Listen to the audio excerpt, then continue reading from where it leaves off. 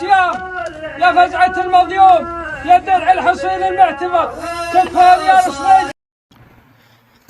نوجوان محمد بن مرسل سعودی عرب کے شہر نجران کے رہنے والے تھے۔ معمولی سی تلخ کلامی کے باعث ان کے ہاتھ سے ان کے ایک کزن کا قتل ہوا۔ ان کو جیل ہو گئی۔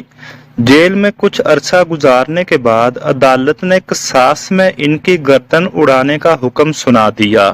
البتہ شرعی طور پر مقتول کے ورثاء کے پاس دیت لینے یا فی سبیل اللہ معاف کرنے کا اختیار بھی تھا۔ محمد مرسل کے قبیلے آل رزق کے بچوں، بزرگوں اور نوجوانوں نے یہ فیصلہ کیا کہ مقتول کے قبیلہ آل سنیج کے سامنے معافی کی درخواست رکھی جائے۔ وہ چاہیں تو دیت لیں، وہ چاہیں تو معاف کریں۔ یہ درخواست رکھنے کا جو انداز تھا یہ اتنا منفرد تھا، یہ اتنی عاجزی اور فریاد لیے تھا کہ پورے عرب میڈیا کا یہ موضوع بن گیا۔ محمد بن مرسل کے قبیلے کے چھوٹے بڑے بزرگ بچے سب مقتول کے دروازے پر پہنچ گئے۔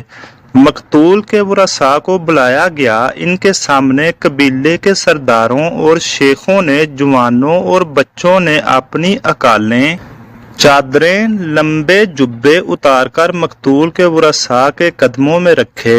عزت اور فخر سمجھی جانے والی چیزیں اور اشیاء اتار کر مقتول کی چوکھٹ میں رکھ دیے۔ اپنی چادروں سے گھٹنوں کو باندھ کر زمین پر لیٹ گئے، اپنے سروں پر مٹی ڈالی۔ شاعروں نے معافی پر قصیدے پڑھے۔ قاتل کے ننھے بچے نے یوں معافی کی استدعا کی کہ جگر کٹ جائے۔ جو اور جتنی چاہے دیت کی پیشکش کی گئی۔ پورا سعودی عرب بول پڑا کہ معاف کیا جانا چاہیے۔ شریعت نے دیت اور معافی کا آپشن بھی تو رکھا ہے، لیکن مقتول کے ورثاء نے نہ تو معاف کیا اور نہ دیت پر راضی ہوئے۔ چنانچہ 4 دن پہلے 20 ستمبر کو نوجوان محمد بن مرسل کی گردن قصاص میں اڑا دی گئی۔ یہ پہلا قاتل تھا جس کے لیے پورے ملک میں مغفرت کی دعائیں ہوئیں۔